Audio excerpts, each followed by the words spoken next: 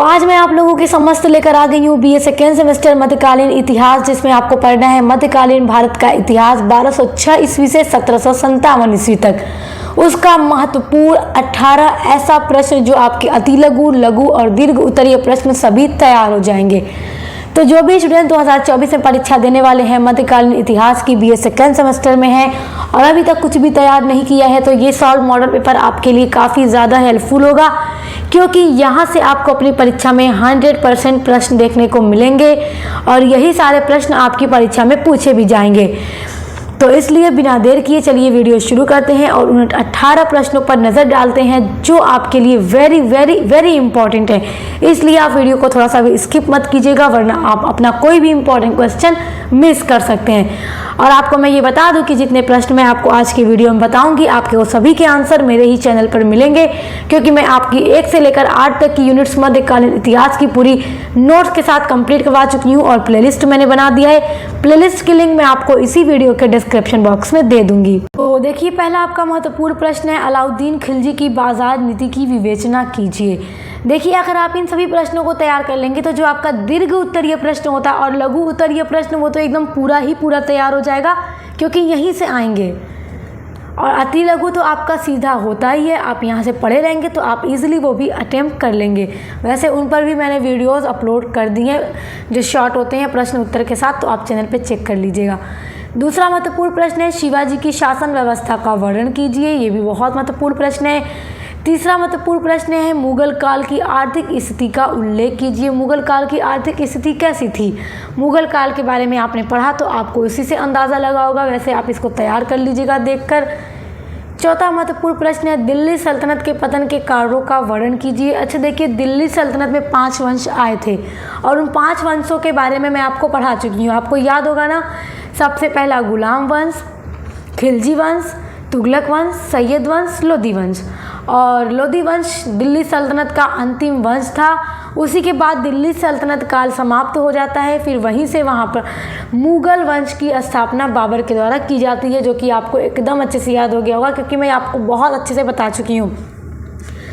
1526 ईस्वी में जब पानीपत का युद्ध होता है तभी लोधी वंश समाप्त होता है, इब्राहिम लोधी मारे जाते हैं और बाबर द्वारा मुगल वंश की नींव डाली जाती है। तो दिल्ली सल्तनत के पतन के कारणों का वर्णन आप कर दीजिएगा, आप पढ़ लीजिएगा लोधी वंश के बारे में और मुगल वंश के बारे में। और पानीपत का प्रथम युद्ध आप जब पढ़ेंगे, जो कि मैंने आपको पढ़ा दिया है, तो उससे आपका ये सारा क्वेश्चन आसानी से सॉल्व हो जाएगा। चौथा महत्वपूर्ण प्रश्न है, बाबर की भारत में प्रमुख विजयों का वर्णन कीजिए। ये बड़ा महत्वपूर्ण है, आपसे ज़रूर पूछेगा।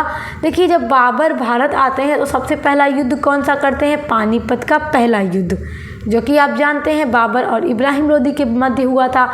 और उसके अलावा बाबर ने खानवा का युद्ध किया और चंदेरी का युद्ध किया, और चौथा युद्ध बाबर ने घाघरा का युद्ध किया।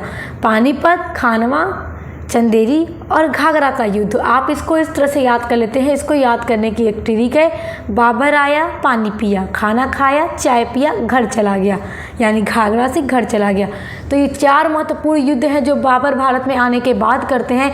और हर युद्ध कब हुआ, किसके मध्य हुआ, ये सब मैं आपको पढ़ा चुकी हूँ बाबर वाली वीडियो के अंतर्गत। और सभी युद्ध में बाबर की ही विजय होती है, इसलिए आपको इनकी विजयों का वर्णन करना होगा, क्योंकि ये क्वेश्चन महत्वपूर्ण है। छठा महत्वपूर्ण प्रश्न है, मुगलों की भू राजस्व प्रणाली का वर्णन कीजिए।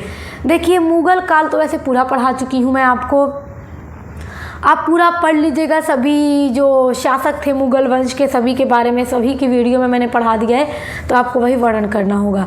7वां प्रश्न है आपका, पानीपत के प्रथम युद्ध में इब्राहिम लोधी की हार के कारणों का वर्णन कीजिए।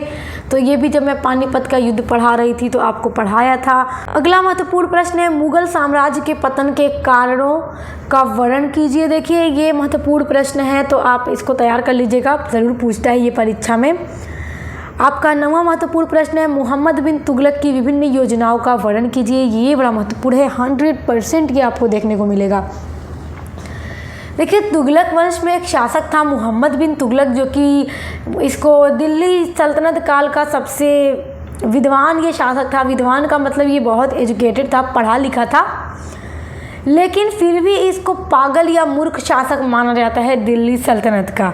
सबसे ज़्यादा पढ़ा लिखा भी और सबसे ज़्यादा मूर्ख भी इसे ही माना जाता है, क्योंकि ये पढ़ा लिखा इतना था कि ये दूर तक सोच लेते थे, और जब दूर तक सोचते थे तो कुछ योजनाएं इन्होंने बनाई, जो कि मैं आपको जब तुगलक वंश पढ़ा रही थी तो उसी में मोहम्मद बिन तुगलक, देखिए सभी शासकों के बारे में मैं आपको पढ़ा चुकी हूँ, जितने भी वंश हैं, जितने भी शासक रहे, तो इन्होंने जितनी भी योजनाएं बनाई अच्छा सोचकर, दूर तक का सोचा इन्होंने अच्छा, जबकि सारी योजनाएं क्या होती हैं, असफल हो जाती हैं। तो उनकी सभी योजनाएं कौन सी थी, कब बनाई इन्होंने, किस लिए बनाई, सब आपको पढ़ा चुकी हूँ बड़े अच्छे से।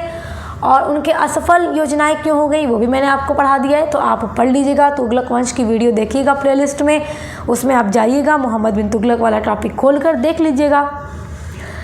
10वां महत्वपूर्ण टॉपिक है मनसबदारी व्यवस्था का वर्णन कीजिए। मुगल काल में अकबर के द्वारा मनसबदारी व्यवस्था चलाई गई थी, और आप जब मुगल वंश देखेंगे, अकबर के शासनकाल को मैंने पढ़ा रखा है, उस वीडियो को आप ओपन करेंगे, उसमें मनसबदारी व्यवस्था पूरा डिटेल में मैंने पढ़ाया है, आखिर ये व्यवस्था है क्या, तो आप पूरा देख लेंगे तो आपको समझ आ जाएगा, क्योंकि ये आपके लघु में या दीर्घ में पूछ सकता है।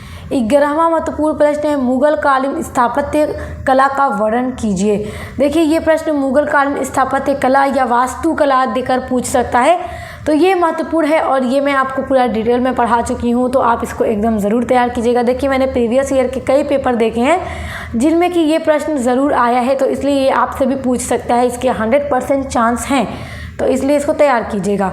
12वां है बलबन पर संक्षेप में टिप्पणी लिखिए, तो बलबन के बारे में भी पढ़ा चुकी हूँ। अगला प्रश्न देखिए, नूरजहाँ का मुगल राजनीति के प्रभावों का वर्णन कीजिए। देखिए नूरजहाँ जो कि जहांगीर की पत्नी थी, नूरजहाँ का काफ़ी ज़्यादा प्रभाव जहांगीर पर पड़ता है, तो जहांगीर के शासनकाल में नूरजहाँ का जो प्रभाव था वो किस तरह से मुगल राजनीति पर पड़ता है वो आप लिख दीजिएगा, आप देख लीजिएगा, पढ़ लीजिएगा, क्योंकि ये प्रश्न महत्वपूर्ण है, इसको नोट कर लीजिए। अगला 14वां महत्वपूर्ण प्रश्न है शेरशाह सूरी द्वारा किए गए राजस्व संबंधी सुधार का वर्णन कीजिए। ये भी प्रश्न महत्वपूर्ण है। देखिए हुमायूं जब मुगल वंश के शासक बनते हैं तो उनके कई सारे युद्ध शेरशाह के साथ होते हैं, और युद्ध में हुमायूं हार जाते हैं और अपने आप को बचाकर वो यहाँ से भाग जाते हैं, अपनी जान बचाकर। तो शेरशाह सूरी दिल्ली में सूर वंश की नींव डालते हैं, सूर वंश की स्थापना करते हैं। तो ये जब शासक बनते हैं सूर वंश के, तो ये काफ़ी बहादुर थे। तो देखिए इन्होंने राजस्व संबंधी सुधार भी किए अपने शासनकाल में, जिनको मैंने शूर वंश जब मैंने आपको पढ़ाया तो पढ़ा चुकी हूँ सारा कुछ एक वीडियो में शेरशाह सूरी के बारे में, तो उसी में इनके राजस्व संबंधी सुधार जो है मैंने पढ़ा दिया है, आप देख लीजिएगा, बहुत महत्वपूर्ण है। अगला प्रश्न है अकबर की धार्मिक नीति की विवेचना कीजिए। अच्छा देखिए अकबर ने एक धर्म चलाया था, दीन है इलाही धर्म, तो उसके बारे में धार्मिक नीति के अंतर्गत आप थोड़ा एक्सप्लेन कीजिएगा। और आखिरकार वो जो दीन ए इलाही धर्म इन्होंने चलाया था वो असफल क्यों हो गया, तो समटाइम वो भी एक प्रश्न बन जाता है आपका कि अकबर द्वारा चलाए गए दीन ए इलाही धर्म के असफलताओं के क्या कारण थे। तो कहीं ना कहीं ये भी एक महत्वपूर्ण टॉपिक बन जाता है आपकी परीक्षा के लिए, तो एक बार आप उसको भी देखकर तैयार कर लीजिएगा। आप थोड़ा बहुत उसको पढ़े रहेंगे तो जब आकर अचानक से पूछ दे तो आपको याद रहेगा। 16वां महत्वपूर्ण प्रश्न है दिल्ली सल्तनत को संगठित करने के लिए इल्तुतमिश के कार्यों का वर्णन कीजिए। तो इल्तुतमिश कब थे, गुलाम वंश के अंतर्गत, तो आपको पढ़ा चुकी हूँ। दिल्ली वंश का जो सबसे पहला वंश था गुलाम वंश, उसमें मैंने पढ़ाया, आपको देख लीजिएगा। 17वां है फिरोज तुगलक के कार्यों का मूल्यांकन कीजिए। तो फिरोज तुगलक वंश में आपको मिलेंगे, पढ़ लीजिएगा, ये भी मैंने पढ़ा दिया है। अगला है भारत में सूफी आंदोलन की प्रमुख विशेषताएं लिखिए। ये 18 महत्वपूर्ण क्वेश्चन जो कि वेरी इंपॉर्टेंट है, इनको अगर आप तैयार कर लेंगे तो आपके परीक्षा में यहीं से आपको प्रश्न देखने को मिलेंगे और फिर आप कहेंगे वही सब कुछ आ गया जो हम पढ़ करके आए हैं। तो इनको अच्छे से तैयार कर लीजिए। बाकी अन्य जो भी आप सब्जेक्ट पढ़ रहे हैं उनके लिए भी चैनल पर विजिट करिएगा, क्योंकि चाहे आप जो भी सब्जेक्ट पढ़ रहे हो सभी की प्लेलिस्ट चैनल पे बनी हुई है। मॉडल पेपर की वीडियोस लगातार आ रही हैं, और आपका जो first aid and health paper होगा को-करिकुलर का सेकंड सेमेस्टर में, उसकी भी प्लेलिस्ट बनी हुई है, तो चेक करके उसको भी पढ़ लीजिए। बेस्ट ऑफ लक, अब मिलते हैं नेक्स्ट वीडियो के साथ।